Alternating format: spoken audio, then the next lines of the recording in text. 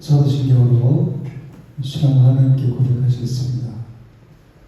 전능하사 천지를 만드신 하나님 아버지를 내가 믿사오며 그 외아들을 부르신 예수 그리스도를 믿사오니 이는 성령으로 잉태하사 동정녀 마리아에게 나시고 본디오 빌라도에게 고난을 받으사 십자가에 못 박혀 죽으시고 장사한 지 사흘 만에 죽은 자 가운데서 다시 살아나시며 하늘에 오르사 전능하신 하나님 우편에 앉으시다가 저희로서 산 자와 죽은 자를 심판하러 오시니라.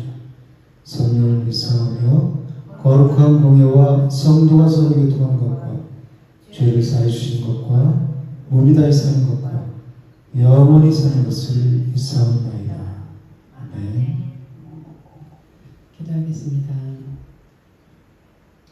하나님 아버지 감사합니다. 오늘도 우리의 발걸음을 예배 전으로 인도하심을 감사합니다. 한 주간 동안 하나님의 크신 은혜로 우리가 살아있음을, 살아가고 있음을 감사드립니다. 하지만 우리의 연약함과 부족함이 늘 아버지를 의지하기보다는 내 생각과 내 방법을 의지할 때가 너무나 많습니다.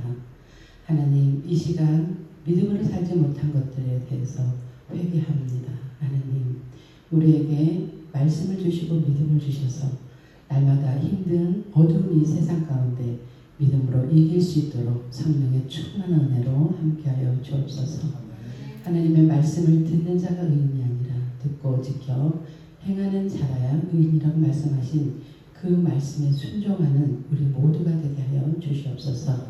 우리 마음속에 불신적인 것들을 제거해 주시고 생명 대신 예수 그리스도의 말씀으로 풍성하게 채워주셔서 날마다 기쁨과 감사로 영광 돌리는 우리 모두가 되게 하여 주옵소서. 우리의 삶을 맡길 때 하나님이 우리의 삶을 인도해 가시는 줄 믿습니다. 하나님, 날마다 모든 어떤 상황들 가운데서도 아버지께 맡기고 인내하며 아버지의 뜻이 이루어질 때까지 기다릴 수 있는 성숙한 믿음의 사람들이 다 될 수 있도록 은혜 베풀어 주옵소서. 하나님, 박상훈 목사님을 아버지께서 세우셨으니 하나님께서 능력으로 더하여 주시고 말씀의 지혜로 더하여 주시고 강하고 담대함으로 더하여 주시고 영육간에 강건하게 하시며 오늘 말씀이 선포될 때마다 흑암이 떠나가게 하시고 오직 생명의 말씀만 살아 역사하는 귀하고 복된 예배가 될 수 있도록, 그래서 하나님이 기뻐하는 예배가 될 수 있도록 역사하여 주옵소서. 하나님, 우리에게 주시는 이 말씀이 사람의 말이 아닌 하나님의 말씀으로 잘 듣고 이 말씀대로 또 한 주간 승리하는 우리 모두가 되게 하여 주옵소서. 하나님, 은혜교회를 세우신 하나님의 뜻이 많은 영혼을 구원해서 하나님 나라가 확장되기를 원하신 줄 믿습니다. 아버지께서 택한 백성들이 이곳에 와서 참된 영의 말씀, 구원의 복음의 말씀을 듣고 깨달아 하나님의 천국 백성으로 이 땅 가운데 평강을 누리며 살아갈 수 있는 귀하고 복된 축복의 통로로 은혜교회를 사용하여 주옵소서. 필요한 것들이 많지만 주님께서는 이 모든 필요를 다 하시는 줄 믿습니다. 하나님께서 공급하시고 채워주시고 하나님께서 역사해 주셔서 부족함이 없게 하여 주셔서 하나님께 영광 돌리는 교회가 되게 하여 주옵소서. 오늘도 찬양 가운데 임하실 주님께 기대하며 예수 그리스도 이름으로 기도드립니다. 아멘.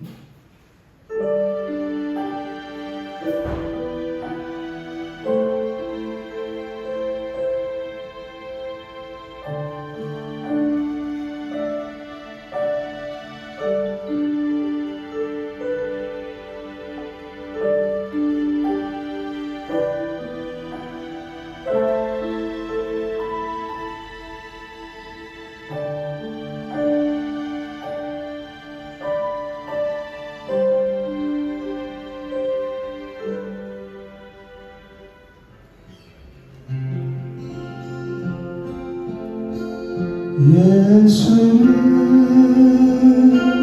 우리를 깨끗게 하시는 주시는 그 아픈 우리를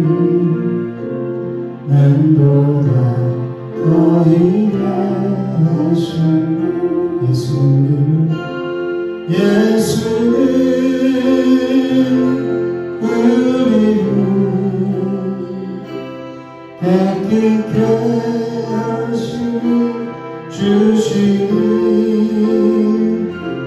그의 피로 우리를 남보다 더 인하셨네.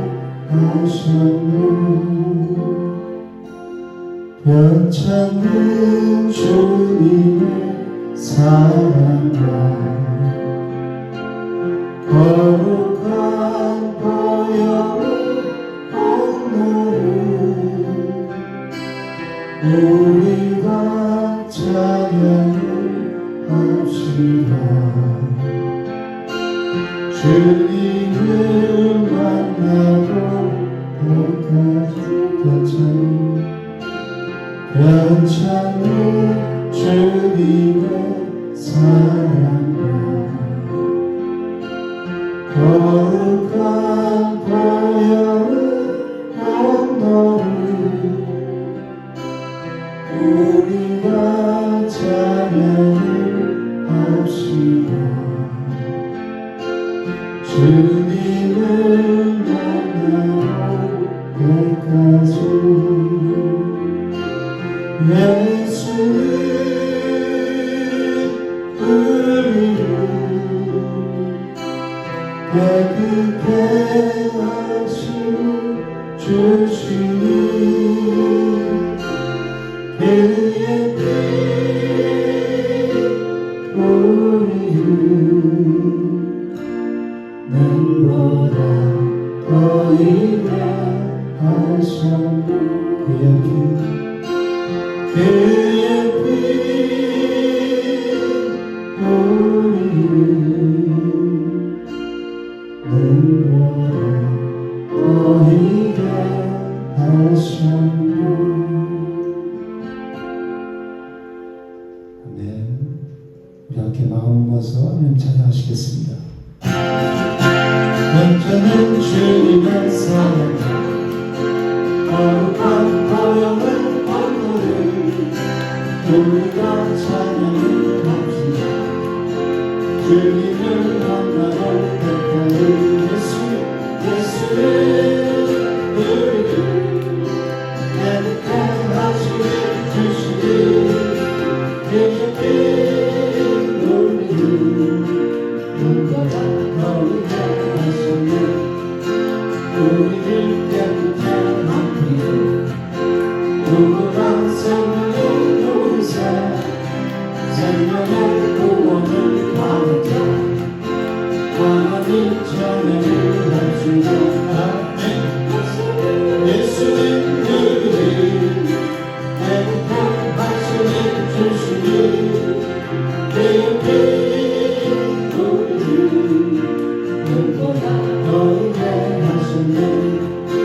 주님의 거룩한 보혈을 날마다 이루고 건지해 담대히 싸우며 나가세. 천국에 들어갈 때까지 예수는 우리를 깨끗게 하시니 주시니 그의 피 우리를 눈보다 더 인하셨네. 십자가 단단히 붙잡고 날마다 이기며 나가세. 머리에 면류관 쓰고서 주 앞에 찬양할 때까지 예수는 우리를 깨끗게 하시니 주시니 그의 피 우리를 눈보다 더 인하셨네.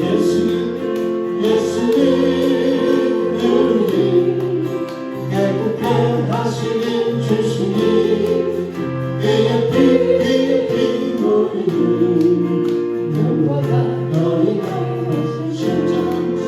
십자가 단단히 붙잡고 날마다 이기며 나가세. 머리에 면류관 쓰고서 주 앞에 찬양할 때까지 예수는 우리를 깨끗게 하시니 주시니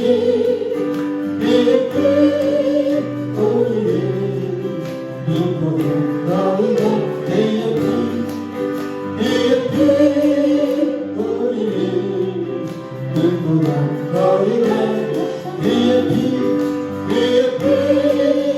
우리 눈보다 거리게 하셨네 내 몸에 기쁨의 순간에 주의 발이 나를 보호하리요 내가 주의 백복을 받는 정리는 주의 영이 함께합니다 성령이 계시네 할렐루야 함께하시네 종일 바르고 감당 기뻐하네 주의 영이 함께합니다 성의 죄를 받아서 가만함이 없으니 예수 십자가의 몸과 힘이고 그발 아래 엎드려 잠든 평화로니 주의 영이 함께합니다 성령이 계시네 할렐루야 함께하시네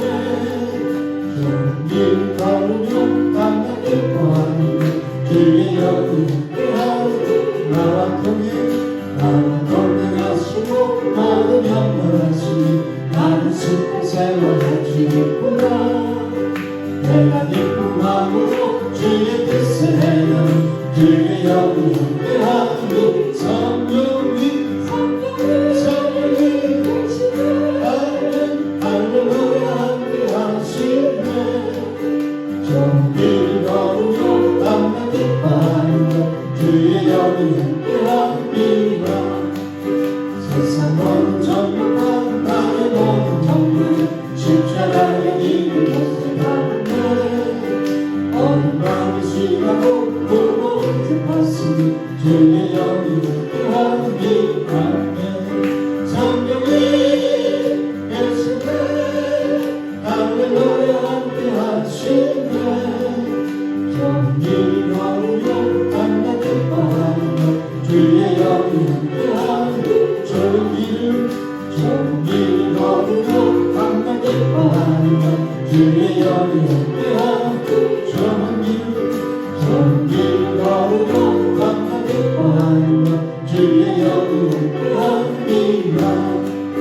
내 영혼에 햇빛이 주니 주 영광 찬란해 이 세상 어떤 빛보다 이 빛 더 빛나네 주 영광 빛난다 내게 비춰 주시옵소서 그 밝은 하늘 내어 나의 영혼 기쁜 내 영혼에 너에 있으니 주 찬양합니다 주님 기울이시사 다 듣고 계시네 주의 영광 빛난 밤 내게 비춰 주시옵소서 그 밝은 얼굴 내어 나의 영혼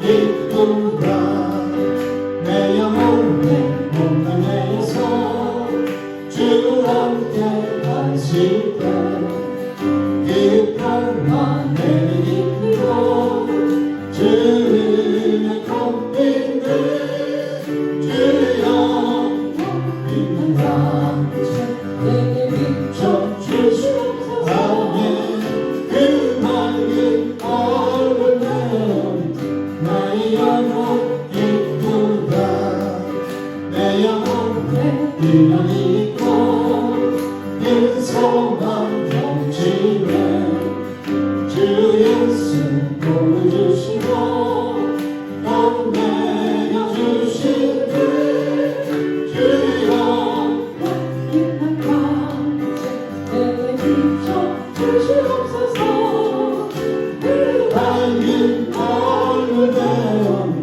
나의 영혼 기쁘다 주의 영광 빛난 밤 내게 비춰 주시옵소서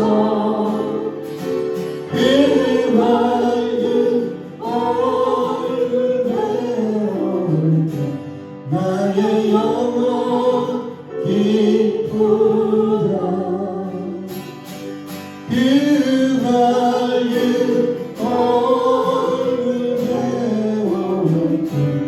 나의 영혼 기쁘다 나의 영혼 기쁘다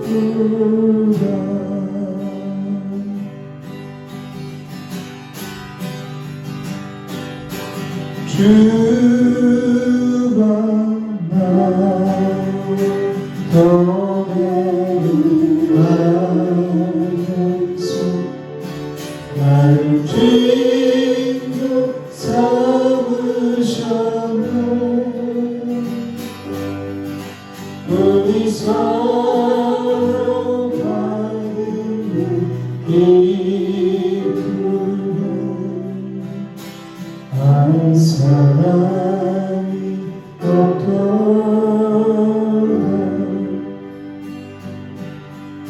천상 믿음 위에 있음 아직 맺혀 있는 그의 이름 소리 들리니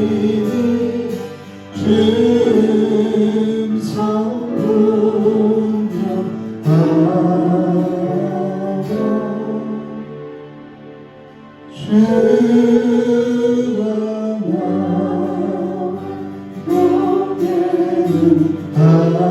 나하면서 나를 친구 삼으셨네 우리 서로 받은 기쁨을 알 사람이 없도다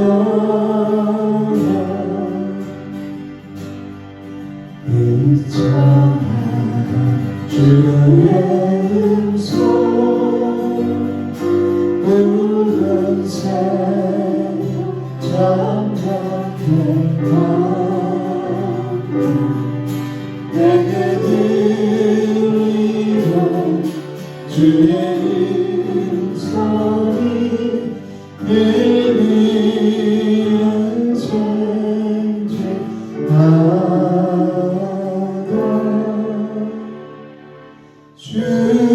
주님 너는 하면서 나를 친구 삼으셨네 우리 서로 받은 기쁨을 알 사람이 없도다 안 믿도록 용서하네 주와 있으려 하네 외로운 세상에 할 일 많아서 날 바라며 주인다 주님 나 덕에는 하면서 나를 주인으로 삼으셨네 우리 서로 받은 기쁨을 알 사람이 없도다 우리 서로 받은 기쁨을 알 사람이 없도다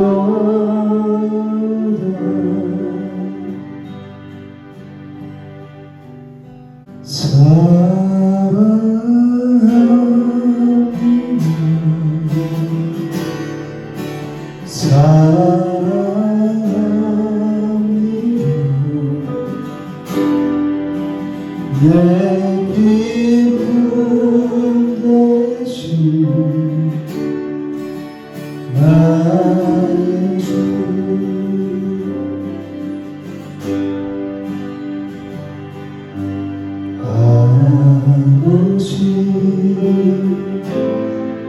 내 삶의 모든 것 대신 주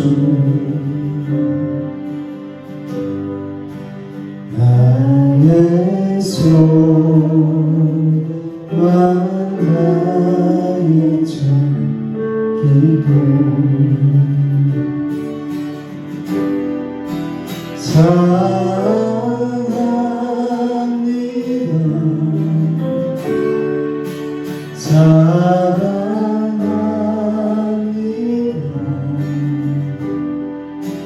내 기쁨 대신 나의 주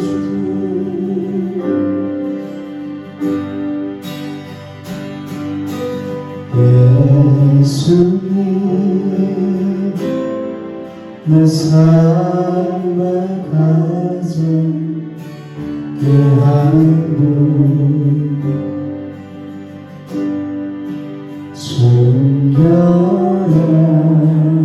순결하고 친절하신 주 사랑합니다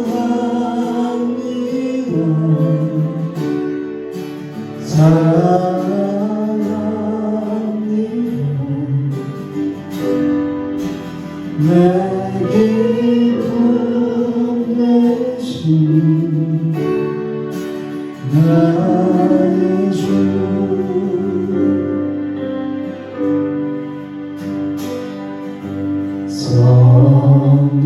성령님 내 삶의 생명 주신 분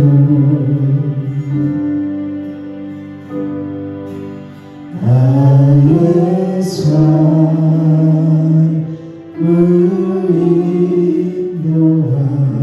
인도하시는 사랑합니다 사랑합니다 내 기쁨 대신 나의 주 사랑합니다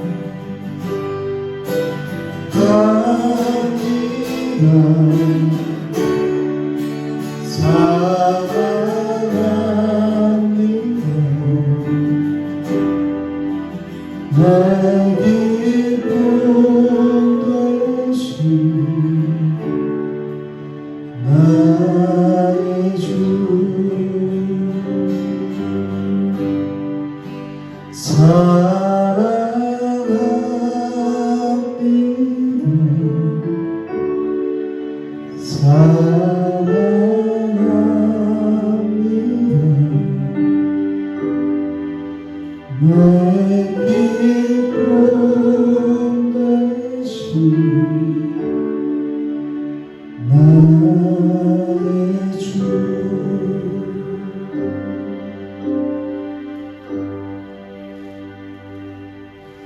오늘 하나님의 말씀은 마태복음 22장 1절에서 14절까지입니다.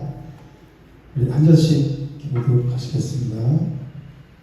예수께서 다시 비유로 대답하여 이르시되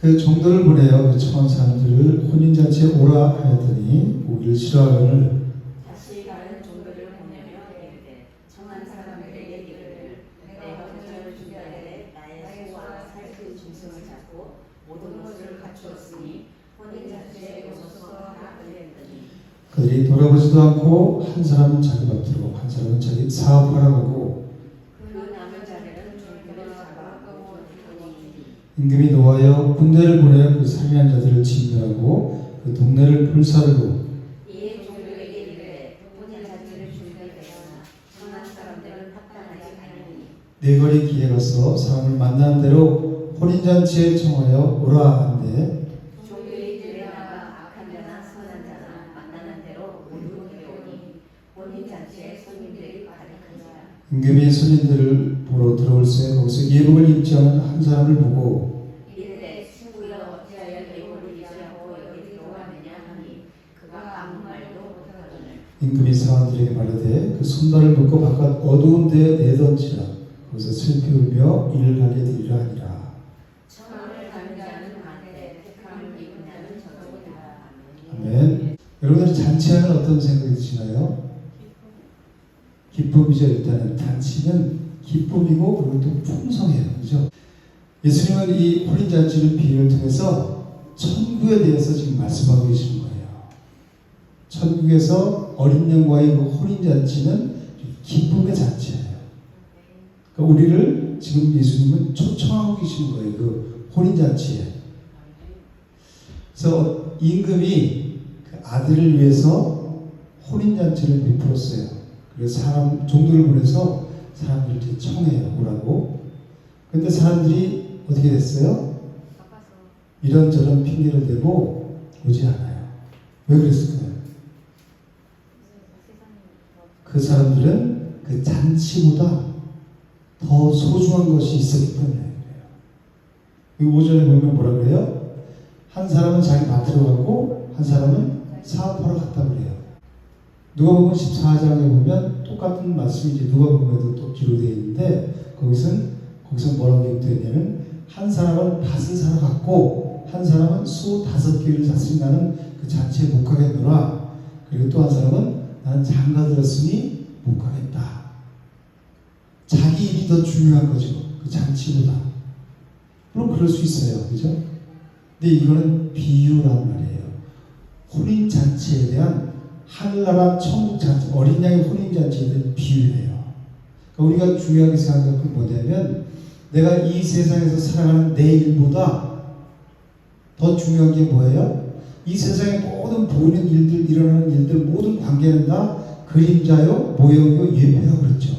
그것을 통해서 진리를 깨닫게 하시려고 부부 사이도 준 거고 또 자녀들도 준 거고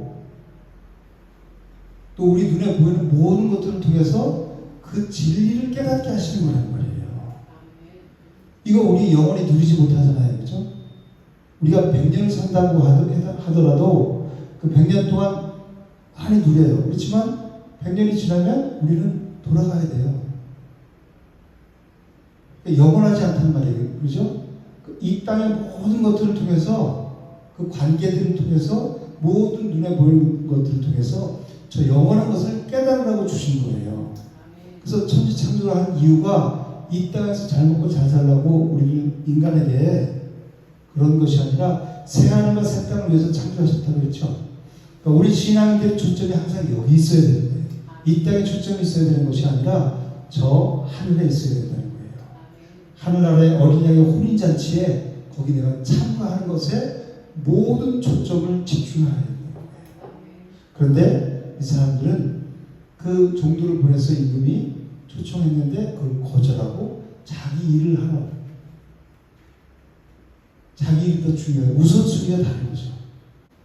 근데 또 어떤 사람들은 그 초청하러 간 종들을 능욕하고 죽이기까지 했어요. 자기가 가지 않으면 되지 왜 그 종들을 능욕하고 죽여요. 이런 일들이 지금도 있죠.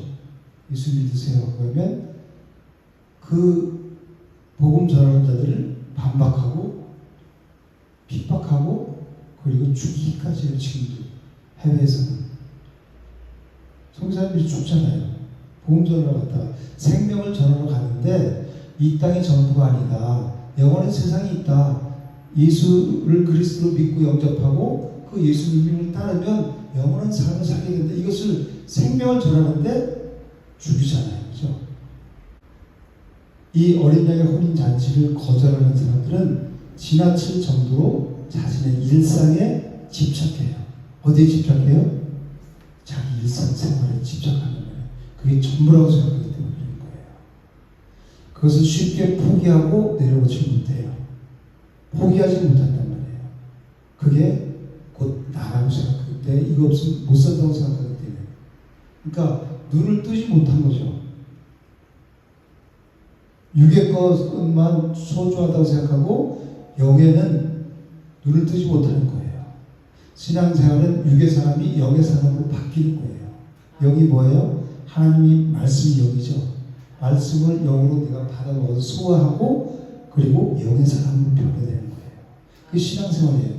내가 이 땅을 살기 위해서 육의 것을 주세요 그걸 얻고 기도했더니 내가 금식했더니 내가 며칠 동안 기도했더니 이렇게 응답하셨어. 그 간증하는 게 신앙이 아니라 물론 그것도 일부죠. 우리 초점은 저 하늘에 있는 것이 이 땅에 있는 게 아니란 말이에요. 여러분들이 정말 잘 분별해야 될 게 뭐냐면 신앙생활의 주인공은 내가 아니라 하나님이에요. 우리는 엑스트라로 잠시 쓰일 뿐이에요. 흙으로 만들어졌잖아요. 그죠? 우리 이 세상에 왔다가 100년 산다 그러더라도 가면 그만이에요. 진통만도 못하는 게 우리 인생이라고 그러잖아요. 너희 인생이 무엇이냐? 너희는 잠깐 보이다 없어지는 안개이라고 이렇게 말씀하시잖아요. 그런데 뭘 내가 주인공이 돼서 나아가고 있어요. 우리는 잠시 왔다 가는 거예요. 이슬처럼 그냥 사라지면 끝이에요. 사는 동안 하나님의 영광을 위해서 하나님을 찬양하는 삶을 살아가는 것이 우리 인생의 창조 목적이란 말이에요. 그것을 깨닫는 것이 신앙생활이에요. 그거에 눈뜬 자들은 이 세상의 일들에 연연하지 않는 거예요. 이런 걸 그림자 예표로 통해서 진짜를 바라보게 하시는구나. 그렇지만 내가 여기에 주인공이 아니죠. 주인공은 하나님이에요. 하나님이 이사야서 43장 7절에 내 영광을 위해서 창조된 자를 오게 하라 그러잖아요. 그죠? 우리 인간의 영광을 위해서 창조된 게 아니라 내 영광이 아니라 하나님의 영광을 위해서 우리가 창조됐다는 거예요. 우리 정체성을 바르게 깨닫는 것이 신앙이라고 그래요. 진짜 진리에 눈뜨게 하고 내 인생의 주인공이 내가 아니라 하나님이라는 것을 말씀을 통해서 계속해서 봐요. 성경의 주인공이 누구라 그랬어요? 예수 그리스도라 그랬죠. 그죠? 예수님이 우리 삶의 주인이란 말이에요. 우리는 주인이 아니에요. 그런 걸 보면 오늘 여기서 잔치에 여기서 임금을 하나님을 뜻하는 거거든요. 자기 아들의 잔치, 혼인잔치를 위해서 잔치를 임금이 베풀었죠. 임금은 하나님인데 그 아들은 예수 그리스도란 말이에요. 근데 신부에 대해서는 말씀이 없죠. 이 비유에서. 그 잔치에 초청했는데 종들을 통해서 오지 않은 사람들, 그 사람들한테 초점이 있잖아요. 천국 잔치에 초청을 했는데 다 자기 일에 바빠서 안 온다는 거예요. 가치관이 다른 거예요. 자기 일이 중요하다는 거예요. 이런 모습들을 다 보면 다 우리가 어둠에 잡혀서 한다는 것을 깨달을 수 있어요. 그죠? 구원의 초청을 내가 거부하는 것은 내 속에 있는 어둠의 영이 그걸 거부하는 거구나. 내가 하는 것 같지만 내가 그동안 어둠에 잡혀 있었기 때문에 그 어둠의 영이 거부하는 거구나. 그것을 깨달을 수 있어요. 그죠? 우리가 어렸을 때 친구들과 재밌게 놀잖아요. 딱지치기 하고 구슬치기 하고 놀죠.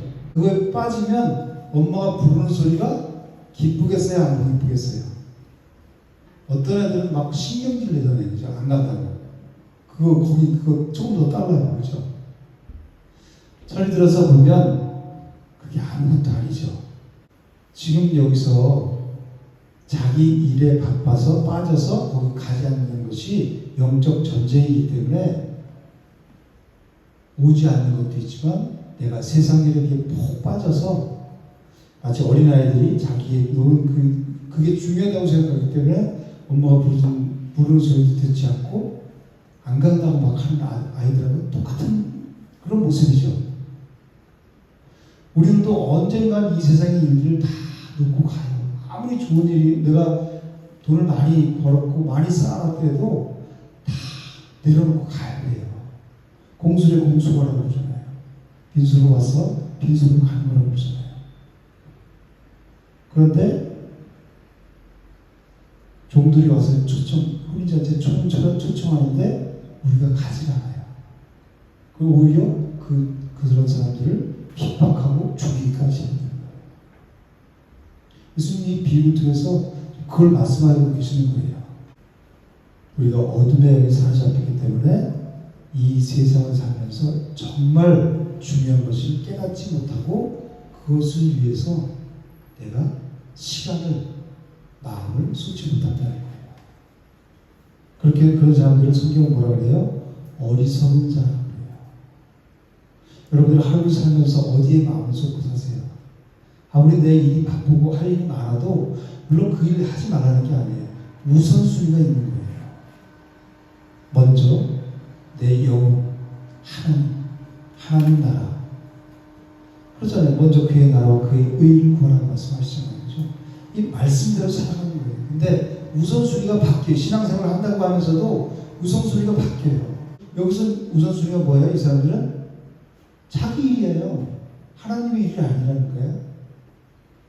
우리 인생은 잠깐 왔다 가는 나그네 인생이에요. 그래서 순례자의 삶을 우리는 살고 있어요. 그리스도인들은 이 소꿉장난과 같은 이 땅의 일에 집착하고 목숨 거는 사람들이 아니에요. 우리가 아무리 소중하게 생각하고 있던 것도 시간이 몇 년 지나면, 불과 몇 년만 지나도 그거 지나고 보니까 아무것도 아니네? 그렇게 느끼시죠? 그래서 우선순위가 먼저 그의 나라와 의를 구하라는 거예요. 먼저. 뭐가 중요하겠어요? 다 있다가 없어지고 사라지는 것들이에요. 그것도 열심히 해야지만 먼저는 그의 나라와 의라는 말이에요. 솔로몬 왕의 인생을 다 살고 마지막에 뭐라고 고백해요? 헛되고 모든 것이 헛되다 이렇게 고백하잖아요. 해 아래에서 수고하는 모든 수고가 사람에게 무엇이 유익한가? 내가 해 아래에서 행하는 모든 일을 보았는데 모두 다 헛되어 바람을 잡는 것 같다 이렇게 말하잖아요. 그 바람을 잡는 거 여기에 집착하느라고 정작 가장 중요한 것에 우선순위가 밀린다는 것은 그게 중요하지 않다는 거거든요. 그렇다면 내가 하나님을 신뢰하지 않는다는 거랑 똑같은 거예요. 하나님이 우선순위에서 벗어났다면 내 삶에서 중요한 일들이 계속 생기면 하나님은 계속해서 이 우선순위에서 밀려나는 거예요. 즉 내 생명이, 내 영혼이 그렇게 중요하지, 내 영혼에 대해서 중요하다는 생각을 못하게 만드는 거예요. 누가 그래요? 사탄이 그런 거예요. 내가 하나님을 믿는다고 하면서도 사탄에게 계속 지고 사는 거예요. 영적 전쟁에서. 그게. 그래서 먼저 그의 나라와 의를 구하라는 거예요. 그래서 솔로몬 왕이 뭐라 그래요? 일의 결국을 다 들었으니 하나님을 경외하고 그의 명령들을 지킬지니 이것이 모든 사람의 본분이라 기록되어요. 사람의 본분은 하나님을 경외하고 그 명령들을 따라 살아가는 거란 말이에요. 근데 그 하나님이 우선순위에서 밀린다면 난 신앙인이 아니죠. 무늬만 신앙인인 거죠. 이런 얘기를 들을 때 여러분들이 마음속에서 정말 울림이 있어야 돼요. 깊은 울림이 있어서 돌이키셔야 되는 거예요. 저도 마찬가지고 이런 말을 하는 저도 똑같아요. 그래서 교회 와서 듣기 좋은 말 들을 수도 있지만 듣기 싫은 말 들어도 그걸 돌이키면 나한테 유익이 될 수 있는, 내 영혼에 유익이 되는 거란 말이에요. 오히려. 근데 대부분 내가 듣기 좋아하는 말만 듣고 싶어 해요. 다윗이 우리 안에 밧세바를 범하고 나서 자기가 하나님을 사랑하고 하나님을 의지하는 사람인 줄 알았는데 죄를 짓고 나니까 자기가 모태에서부터 난 죄로 태어났다는 걸 깨달았잖아요. 그죠? 내가 그래도 그럴듯하게 하나님을 좀 사랑하고 하나님을 잘 믿는 줄 알았는데 형편없는 자였구나. 나는 모태에서부터 난 죄악 중에서 출생한 자였구나. 이걸 깨닫잖아요. 그죠? 그러니까 우리가 좀 말씀을 통해서 내가 찔림을 받더라도 내가 기분이 좀 안 좋더라도 이 말씀을 통해서 내가 돌이킬 수 있다면 이 다윗처럼 내 영혼이 얼마나 풍성해지겠어요. 육의 사람들은 이런 소리를 듣기를 싫어하는 말이에요. 육의 사람, 영의 사람은 이 말씀이잖아요. 그죠? 제가 제 얘기하면서 이런 얘기하는 게 아니죠. 제 뜻을, 제 마음을 말씀드리는 게 아니잖아요. 하나님의 말씀을 통해서 하나님의 말씀은 성령에 감동된 것으로 책망과 교훈과 책망과 바르게 하고 의로 교육하게 유익해서 온전하게 만든다는 거잖아요. 그죠? 하나님의 사랑으로 온전하게 한다고 하죠. 말씀이. 그러니까 책망을 받을 때는 아파요. 써요. 그렇지만 그것을 내가 다시 돌이킨 기회로 삼으면 얼마나 이게 나한테 내 영혼이 유익이 되겠어요. 그죠? 하나님은 어린 양의 혼인잔치에 지금도 계속해서 저희들을 초청하고 있어요. 그런데 헛되고 헛된 그 육신의 일에 집착한 사람들은 어린 양의 잔치에 초청하는 종들을 거절할 뿐만이 아니라 그들을 죽여요. 그리고 그 사람들은 교회는 교회는 다 교회 다니는 사람이 예수 믿는 사람이 아니라 교회 다니는 교인이에요. 그냥 그 사람들은 오직 자기 의를 위해 살아요. 자기 영광을 추구하며 살아가요. 그렇죠? 그 사람들이 하나님의 영광을 산다고 입으로 얘기하지만 정말 삶이 하나님의 영광을 위해서 살아가는지 한번 보세요. 자기 영광을 위해서 살아가요. 자기 일을 위해서. 자기 기분 행가져 버리는 거예요. 그러니까 교회 다니면서 교인이죠. 우리는 교인으로 왔다가 예수 믿는 사람으로 거듭나야 되는 거예요.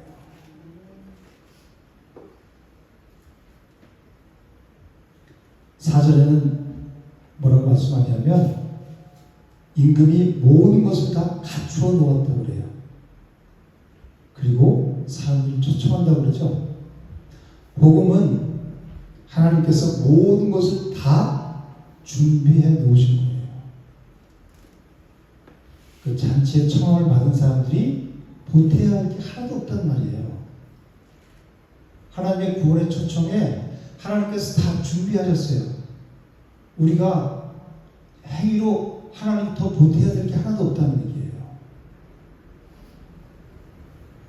그냥 청함받은 자들은 그 은혜를 기쁘고 감사한 마음으로 거저 받아 누리기만 하면 되는 거예요. 이것이 은혜고 이것이 믿음인 거예요. 쉽죠? 그냥 받아 누리기만 하면 된다고요. 근데 유대인들은 어떻게 했어요? 거기에 자기 행위를 보태야 된다고 생각했죠. 십자가의 은혜에 무엇을 보태야 된다, 자기들이 행위를 보태야 된다고 생각해서 자꾸 이것저것을 내는 거예요. 그렇지만 그 십자가의 은혜로 충분한 거예요. 예수 그리스도의 십자가로 충분한 거란 말이에요. 어떤 할머니가 개다리 보따리를 이고 들고 이렇게 시골에서 있다는 말을 다 했죠. 어떤 트럭이 지나가다가 할머니를 태웠어요. 그래서 이제 태울 데 없이 트럭 뒤에다 태웠는데 할머니가 뺑뺑이니까 안 내려놓아 짐을. 그래서 할머니 그거 내려놓으세요 그랬더니 못 내려놓겠대. 왜? 아니 차 태워준 것만해도 고마운데 이걸 어떻게 내려놓냐고. 이것까지 내려놓고 내가 미안해서 나 태워준 것만해도 고맙대. 그죠? 그런 사람이 있어요. 우리가 하나님께서 예비하신 모든 하나님께서 다 갖추었다 그랬죠. 준비하셨다 그랬잖아요. 그죠? 그리고 초청한 거예요. 우리를. 근데 하나님께서 예비하시고 준비하신 모든 것을 우리가 누리기만 하면 되는데 그들을 못 누려요. 내가 뭔가 좀 해야 될 것 같고 이렇게 좀 뭔가 좀 너무 죄송스러운 것 같고 할머니하고 똑같은 거예요. 그러니까 복음을 깨닫지 못하니까 율법에 있을 때는 내 자꾸 행위를 내놓으려고 해요. 그렇지만 복음을 건너오면 깨달으면 이걸 그 은혜를 그냥 누리면 되는 거구나. 그것을 깨닫는 거예요. 그래서 자유하면 내 짐은 쉽고 가벼우니 나의 멍에를 내라. 그렇게 말씀하셨잖아요. 그죠? 수고하고 무거운 짐진 자들아 내게로 오라. 내가 너희를 쉬게 하리라. 내 짐은 가볍고 내 멍에는 가볍고 쉽고 가벼우니 그렇게 말씀하시잖아요. 그죠? 가서 그냥 멍에를 예수님 멍에 같이 그냥 몸에 이렇게 메고 예수님 따라가면 되는 거예요. 예수님이 다 이루셨으니까. 그게 신앙생활인 거예요. 근데 하나님이 4절에 보면 나의 소와 살찐 짐승을 잡았다. 그러면서 모든 것을 준비했다고 말씀하셨어요. 그죠? 이것은 무엇을 말씀하는 거예요? 예수 그리스도의 십자가 사건을 말씀하는 거예요. 나의 소와 살찐 짐승을 잡아놓고 혼인 준비를 다 해놨다는 거예요. 그게 십자가에서 예수 그리스도의 피로 자기 아들을 다 십자가 대속 사건으로 다 이루셨다는 거예요. 그리고 우리를 초청하시는 거예요. 혼인잔치에. 11절에 보면 예복을 입지 않은 한 사람이 있었는데 그 예복을 입지 않은 사람은 어떻게 했어요? 13절에 보면 손발을 묶어서 바깥 어두운 데 내던지라고 말씀하세요. 이 예복을 입지 않은 사람은 초청에 응하지 않은 사람하고 똑같이 진멸당했죠. 난 바빠요. 난 뭐 결혼했어요. 난 수호 샀어요. 난 다투고 가요. 이런 사람들하고 똑같이 그런 사람들 하나님이 군대를 보내서 진멸시켰다고 말씀하시죠. 실제로 이 로마 군대를 통해서 이스라엘을 그렇게 하나님께서 하셨잖아요. 그죠? 유대인들을. 그런데 이 예복을 입지 않고 들어오긴 들어왔어. 잔치사리에. 근데 예복 입지 않고 들어온 사람은 어떻게 했어요? 초청에 응하지 않은 사람하고 똑같이 진멸당한 거예요. 그런데 여러분들이 생각할 게 뭐냐면 이 초청잔치에 들어온 사람들은 초청받은 사람들은 전혀 준비된 사람들이 아니었죠. 10절에 보면 길에 나가서 네거리에 나가서 지나가는 사람 모두 다 불러와라. 닥친들 불러와라 그랬잖아요. 그렇죠? 여기에는 악한 사람도 있고 선한 사람도 있고 모두 다 섞여 있는 거예요. 근데 이 사람들은 언제 예복을 준비했어요? 예복은 임금이 준비해 주신 거, 다 준비했다고 그랬죠? 임금이 준비해 주신 거예요. 근데 이 예복을 입지 않은 한 사람은 그 임금이 마련해 준 예복을 입지 않은 거란 말이에요. 자기 의의라는 말이에요. 자기 의의를 가지고 있는 거란 말이에요. 근데 지금 이건 천국 잔치에 대한 비유죠. 그 천국은 예복을 입은 자만 그 천국 잔치에 들어갈 수가 있는 거예요. 예복 입지 않은 자는 거기서 내어 쫓게 되는 것을 말씀하고 있는 거예요. 그러면 이 예복은 뭘까요? 예복은 우리가 마련해야 되는 걸까요? 잔치 참여한 사람들은 아까 말씀드렸듯이 다 가지각색 사람들이었어요. 그죠? 근데 예복을 입었느냐 안 입었느냐 그게 중요하다는 거예요. 잔치 참여했지만 교회에 왔지만 똑같은 모습으로 예배를 하지만 내가 예복을 입고 있느냐 아니면 예복을 입지 않고 있느냐 그래서 자기 의의를 입고 있느냐 그 차이인 거예요. 임금이 마련해 주신 예복을 입지 않고 자기 의의를 입고 앉아있는 사람들은 초청에 응하지 않은 사람과 똑같이 진멸당한다는 거예요. 이 복음은 죄인들에게 이 잔치에 참여할 예복을 마련해 주는 것과 같은 거예요. 그 복음이란 말이에요. 근데 이 복음을 깨닫지 못하면 그 옷을 예복을 입지 않고 벌거벗은 것과 똑같은 거란 말이에요. 사도 바울은 로마서에서 뭐라고 그러냐면 이제는 율법 외에 하나님의 의가 나타났다 그러거든요. 뭐가 나타나요? 하나님의 의.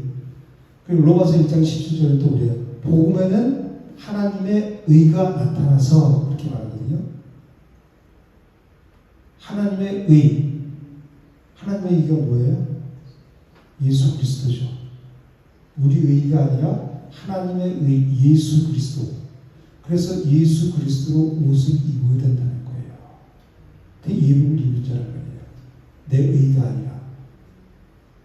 이 하나님의 의가 나타난 소식이 굿뉴스죠. 복음이라는 말이에요. 그죠?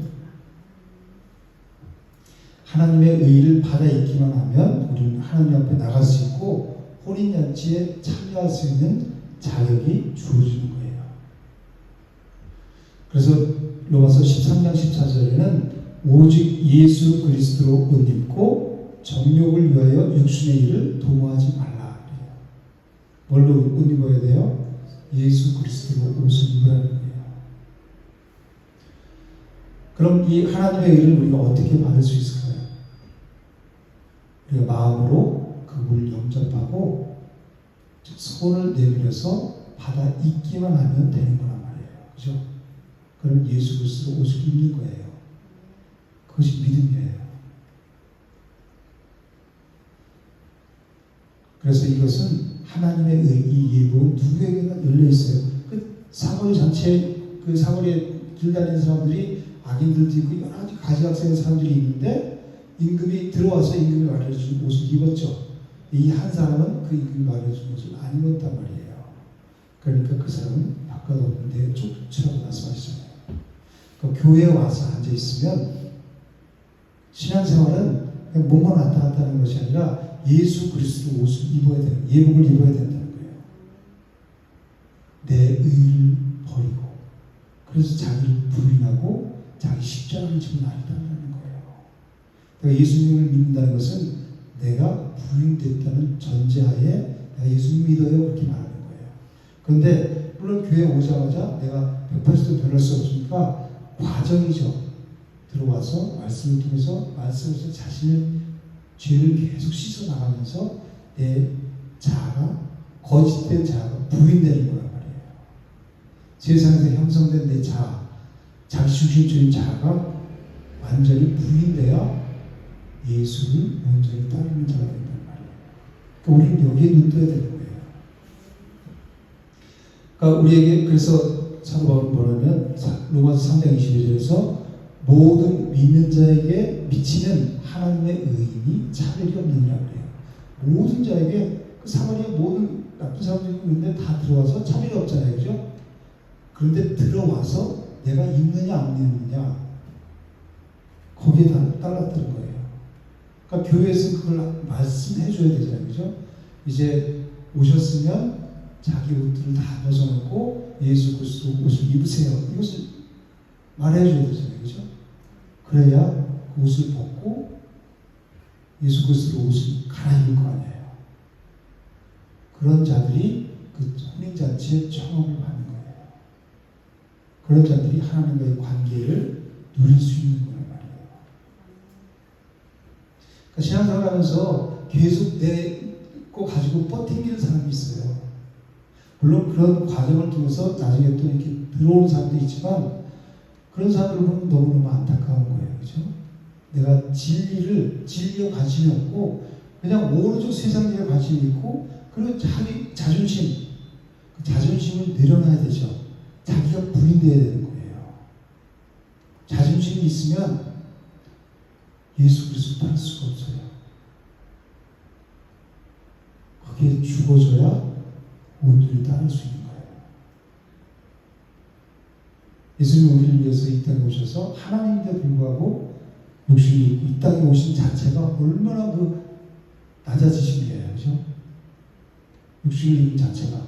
그런데 피조물, 자기가 지금 피조물할 때 온갖 조롱과 멸시를 받아냈어요. 그걸 다 참아내셨잖아요. 십자가의 고통과 아픔과 멸시, 조롱을 다 참아내셨잖아요. 그죠? 근데 우리는 자존심을 안 버려요. 그래서 교회 나와서도 조금 자존심 상하면 교회 안 나와버려요. 교회가 별로 없어. 근데 다른 교회가 또 마찬가지예요. 내가 그 말씀 앞에 모든 자존심을 철저하게 아주 그 속에서 싸움해서 이겨야 내가 거기서 딛고 일어날 수 있는 거란 말이에요. 신앙생활이 쉬운 것 같지만 영적인 싸움이기 때문에 내가 그만큼 감당해야 하는 일들이 좀 많이 있어요. 그렇지만 내가 예수님을 의지한다면, 예수님을 내가 영접한다면 그분이 주신 힘으로 하기 때문에 너무너무 쉽고 가볍게 할 수 있다는 거예요. 내 힘으로 버티려고 그러면 어렵지만 삶이 계속 고달파요. 그런 사람들은 평생의 삶이 고달파요. 신앙생활 한다고 하면서. 그럼 우리 하나님의 의가 필요할까요? 하나님의 의가 누구라 그랬죠? 예수 그리스도라 그랬죠? 왜 우리는 하나님의 의가 필요할까요? 우리는 죄인이기 때문에 그래요. 모든 사람이 죄를 범하였음에 하나님의 영광에 이르지 못한다고 그랬죠. 우리는 하나님의 영광을 위해 창조된 자잖아요. 근데 죄 때문에 하나님의 영광에 이르지 못하게 되는 거예요. 그래서 하나님의 의인 예수 그리스도가 절대적으로 필요한 자들이 바로 우리란 말이에요. 인간의 의로는 하나님의 영광에 도저히 도달할 수 없기 때문에 하나님의 의인 예수 그리스도를 힘입어서 그 하나님의 영광을 위해서 우리가 살아가는 자들이란 말이에요.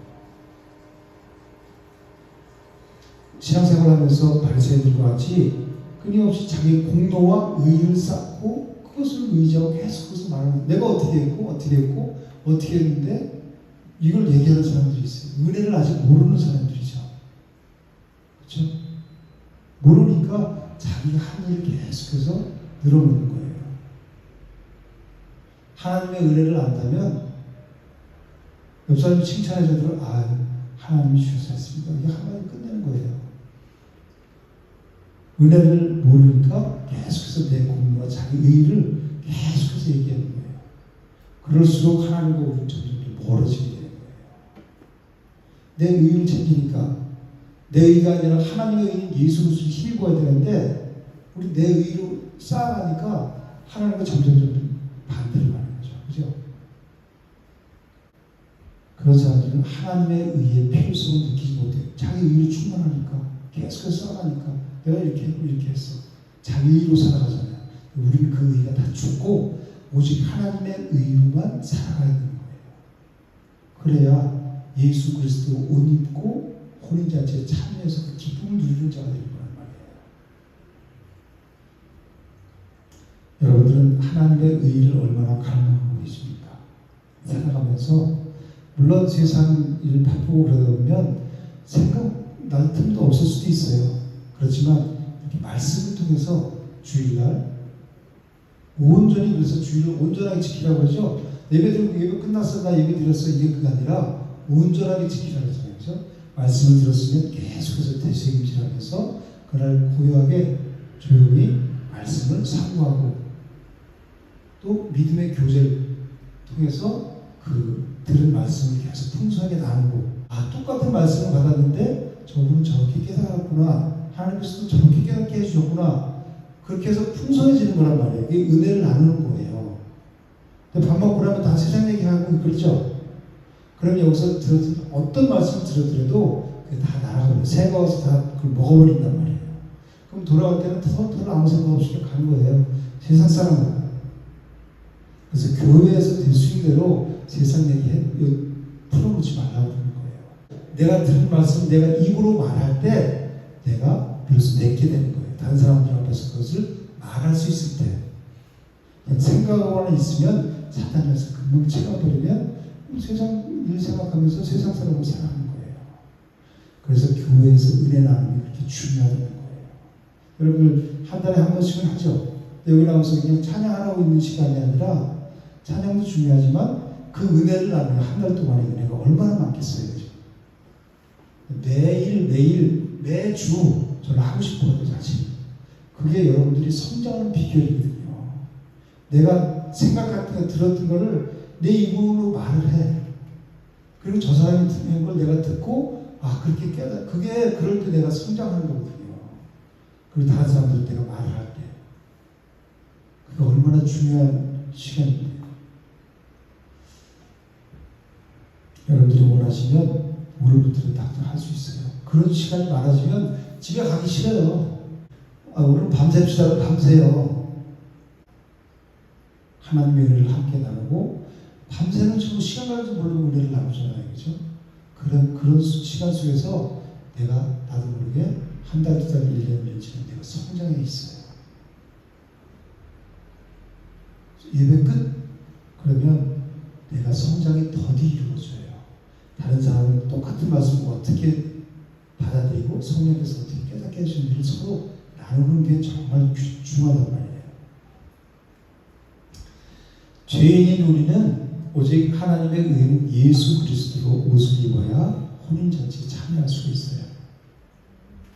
우리가 아무리 화려하게 명품으로 차려입고 걸쳐도 예수 그리스도로 옷 입지 않으면 다 성경은 벌거벗은 자라고요. 그 수치를 다 드러내는 거라고 그래요. 누가 그랬어요? 아담과 하와가 그랬죠. 죄를 범하고 나니까 벗은 거고 수치심을 느꼈어요. 그 전에 못 느끼다가. 그래서 무화과 나무로 잎사귀로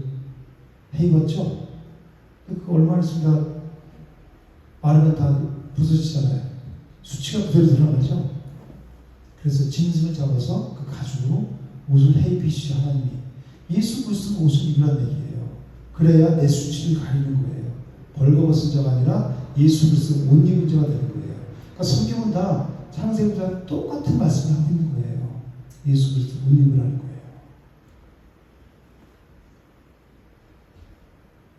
이 예복을 어떻게 말해 주셨냐면 예수 그리스도 안에 있는 속량으로 말미암아 하나님의 의로 값없이 의롭다 하심을 얻은 자 되었느니라 라고 말씀하고 있거든요.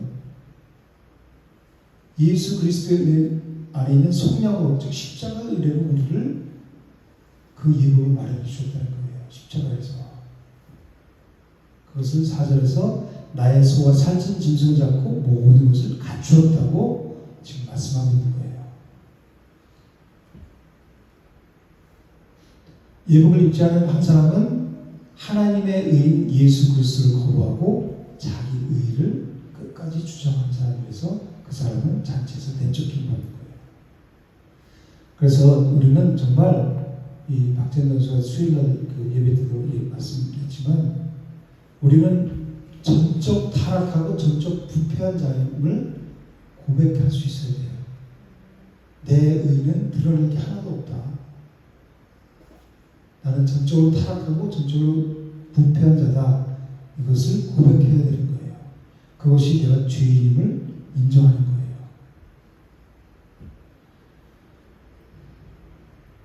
예복을 입지 않은 사람은 여기서 누구를 상징할까요?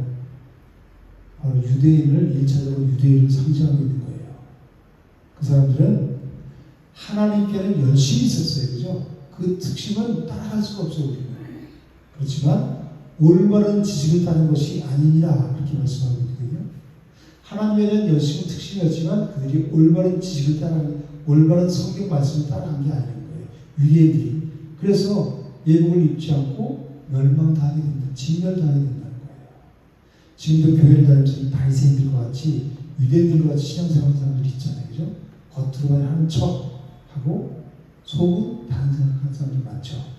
하나님 우리 중심을 보시는 하나님 앞에서 신앙생활을 그렇게 하는 거예요. 이 사람들은 하나님의 의를 모르고 자기의 의를 세우려고 힘써 하나님의 의에 복종하지 아니하였느니라 그래요. 자기 의를 세우려고 힘써 하나님의 의에 복종하지 않는 거예요. 그래서 예복을 입지 않아서 내쫓긴 거란 말이에요. 우리 인간의 행위로는 어떤 행위로든지 의롭다함을 얻을 수가 없어요. 그렇죠? 오직 예수 그리스도의 십자가에서 이루어진 그 십자가 사건을 믿음으로 우리는 의롭게 되는 거란 말이에요. 그래서 사도 바울은 오직 주 예수 그리스도를 믿고 정욕을 위하여 육신의 일을 도모하지 말라. 우리 육을 가지고 있지만 육신의 일을 도모해요. 틈만 나면. 근데 육신의 일을 도모하지 말라는 거예요. 예수 그리스도 옷을 입기를 힘쓰라는 거예요.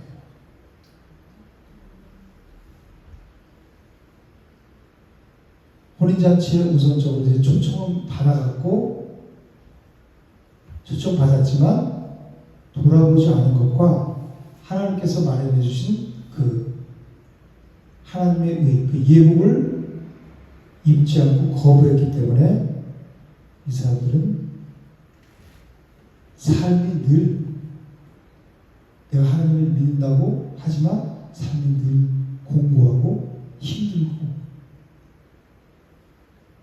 그리고 바깥 어두운데 내쫓기는 거란 말이에요. 결국은 마지막에 가서.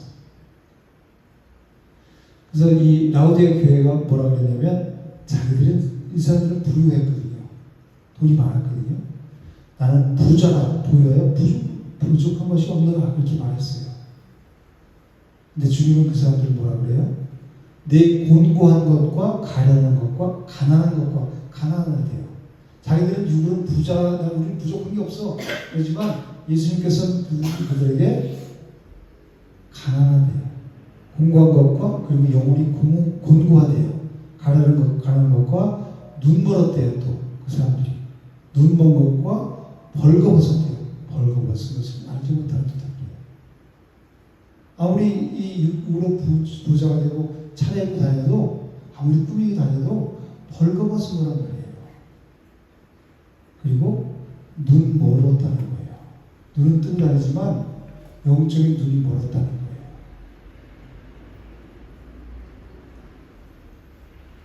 왜 그렇게 됐을까요? 이 부자 교회가 복음의 눈을 뜨지 못했기 때문인 거예요. 즉 예수 그리스도의 진리의 눈을 뜨지 못했기 때문에 이렇게 된 거란 말이에요. 사도 바울도 율법의 의를 자기가 흠이 없는 자라고 자부하던 자였죠. 그런데 즉 그게 율법의 의로는 흠이 없는 자라는 말은 무슨 말이냐면 하나님이 말해주신 예우는 필요 없습니다 이 말이에요. 그죠? 우리도 흠이 없는 자가 됩시다. 그게 율법이란 말이에요. 그럼 하나님 필요 없다는 얘기예요. 율법은 필요 없어요. 그 말이란 말이에요. 그랬더니 사도 바울이 뭐라 그래요? 오라 나는 곤고한 사람이다. 이 사망의 몸에서 누가 나를 건져내려고 했잖아요. 그죠? 그리고 자기 스스로의 힘으로는 구원의 불가능성을 깨닫고 고백하는 거예요. 내가 가진 의는 율법에서 난 것이 아니요 오직 그리스도를 믿음으로 말미암은 것이니 믿음으로 하나님께로부터 난 의라. 그렇게 고백해요. 빌립보서 3장 9절에서. 그러니까 우리는 오직 하나님의 의로만 설 수 있는 거란 말이에요. 예수 그리스도. 그래서 성경은 다 예수 그리스도란 말이에요. 어디를 봅니다.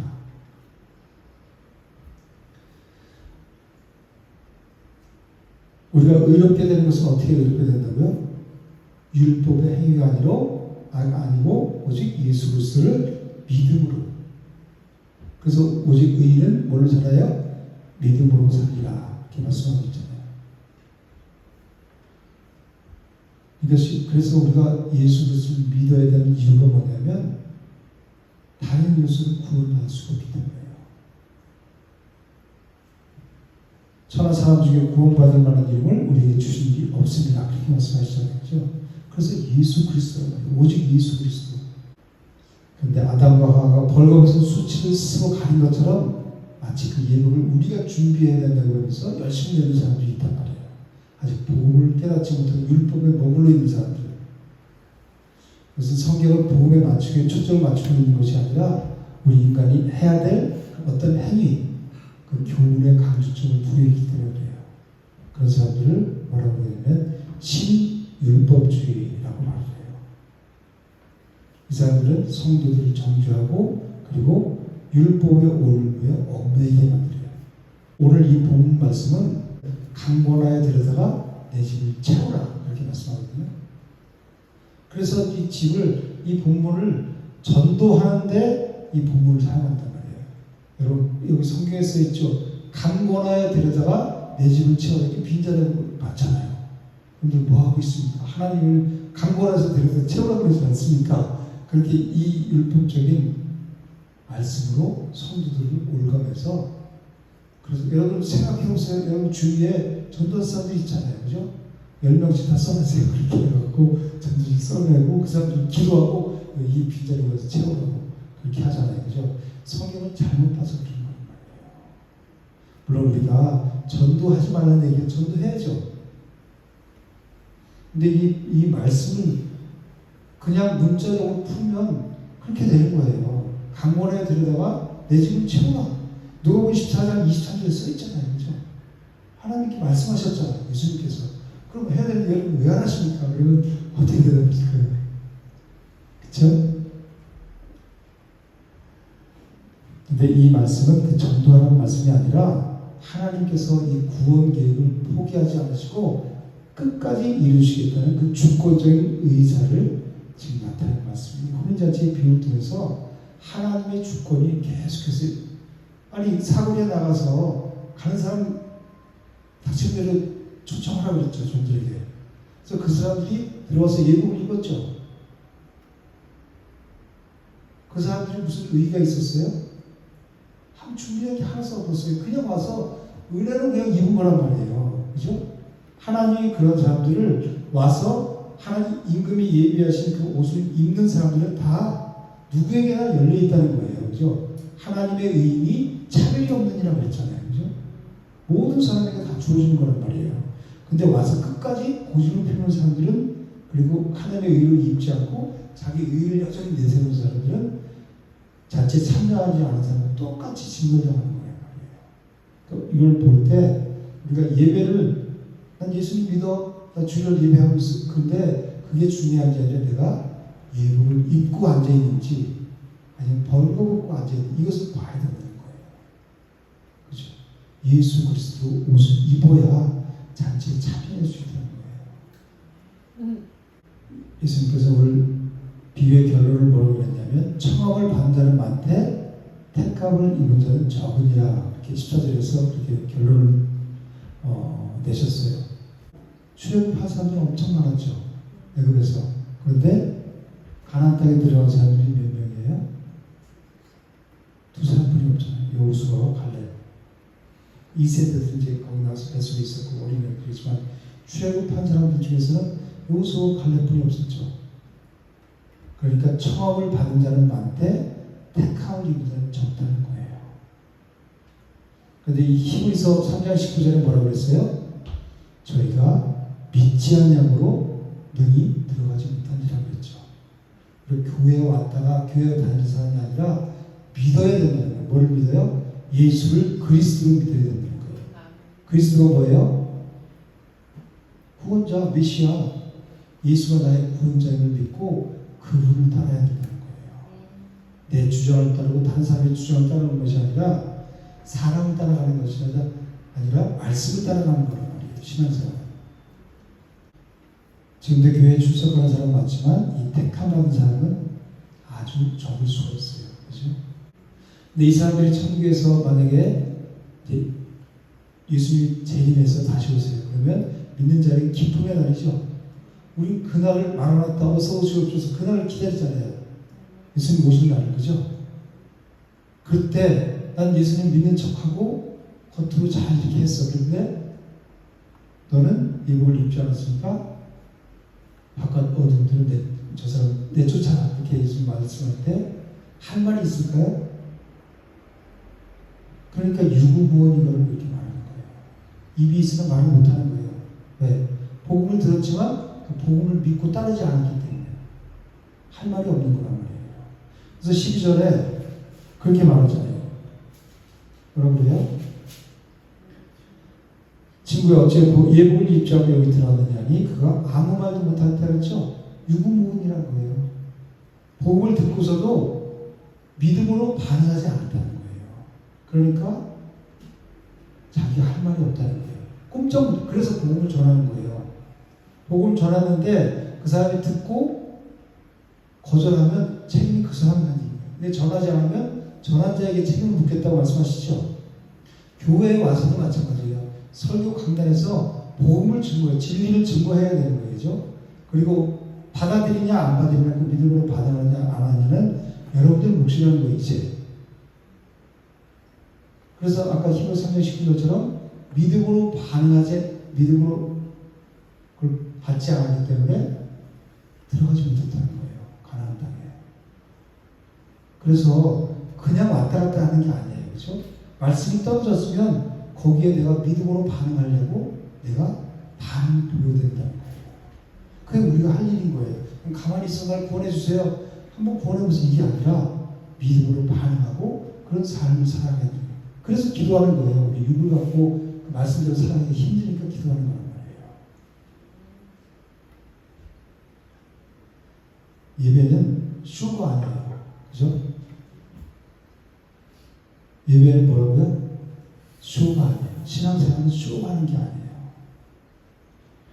중심을 보시는 하나님 앞에서 우리 마음을 전심으로 드리는 거란 말이에요.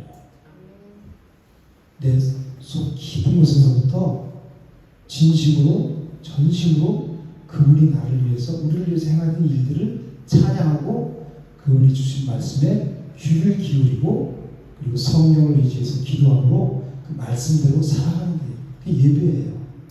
지금만 이 시간만 예배가 아니라 문 열고 나가서 삶에서도 그게 예배란 말이에요. 그래서 삶의 예배대로 살아가는 거예요. 여러분들은 다 예복을 입고 예배에 참석하고 계신가요? 이거에 대한 확신이 없다면 지금 예배당에서 쫓아낼 사람은 없겠지만 임금이 손을 보러 오시는 날에 다 바깥 어두운 데 쫓겨내서 슬피 울며 이를 가게 될지도 몰라요. 그렇죠? 그래서 하나님은 이런 말씀을 저와 여러분들에게 오늘 주신 거예요.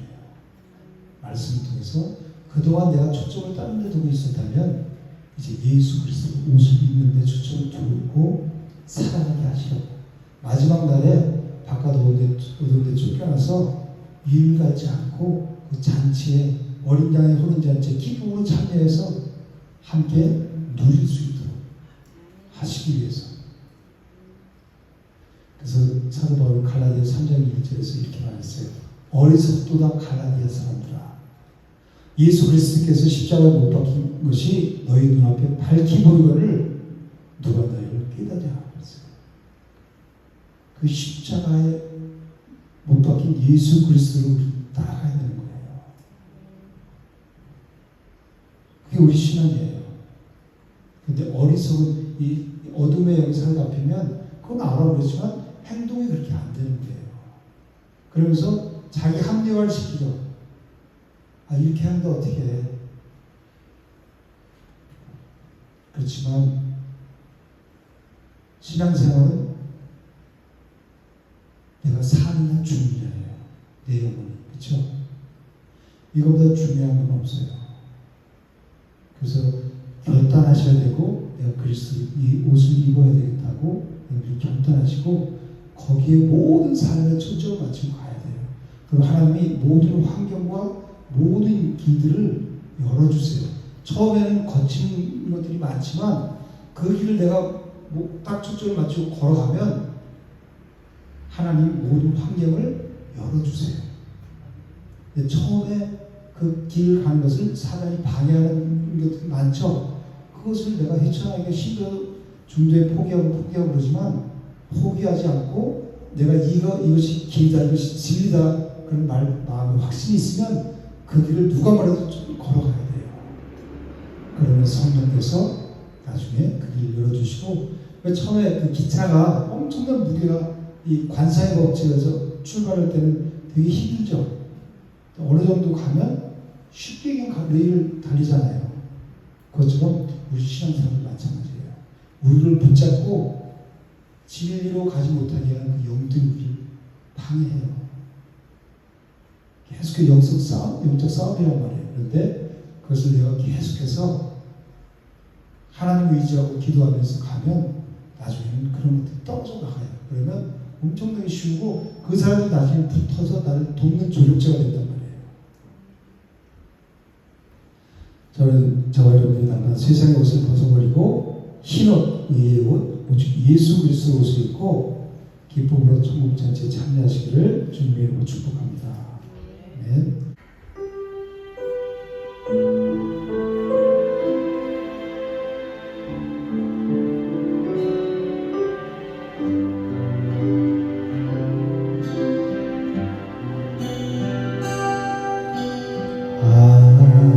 아버지, 내 삶의 모든 되신 주, 나의 소망, 나의 참 기쁨,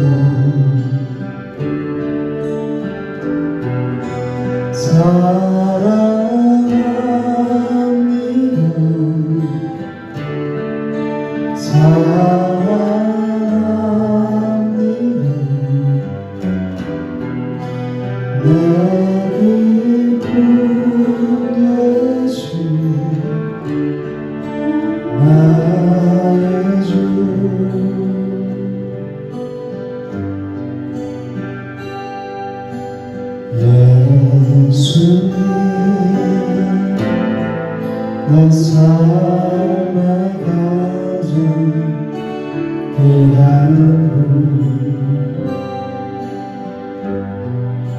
순결한 꽃이 진정하신 주,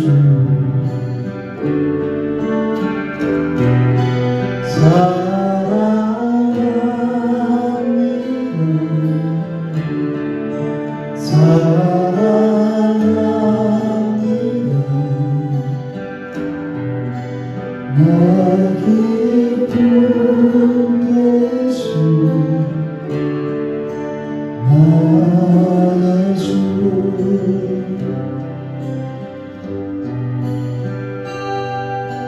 성령님 내 삶의 생명 주시고 나의 삶을 인도하시고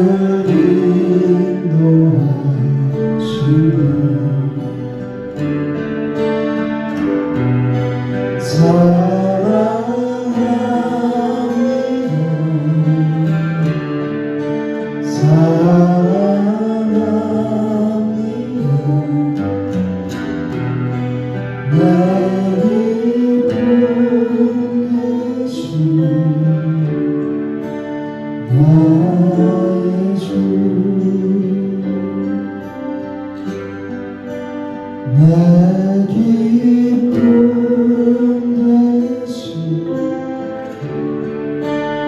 나의 주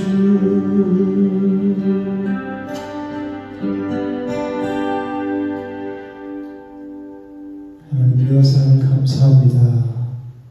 우리를 사랑하셔서 매일 생명의 잔치로 천국 잔치로 초청하시는 그 주님을 찬양합니다. 우리가 주님의 말씀을 따르기를 원합니다. 성령 하나님께서 온전히 우리를 축원하셔서 날마다 생명길 걸어갈 수 있도록 인도하여 주시옵소서. 오늘도 하나님을 사랑하는 마음으로 하나님께 예배를 드리는 손길이 있습니다. 하나님 그리스도 안에서 날마다 풍성한 삶을 살게 하시고 무엇보다 날마다 영적 싸움에서 이기는 삶을 살게 하시고 승리의 기회를 부르며 하나님의 영광을 위해 달려나갈 수 있는 모두가 될 수 있도록 인도하여 주시옵소서. 이제는 우리 주 예수 그리스도의 은혜와 하나님의 사랑과 성령의 교통하심이 하나님을 예배로 들어가는 모든 심령 가운데 이제부터 영원토록 함께 있을지어다.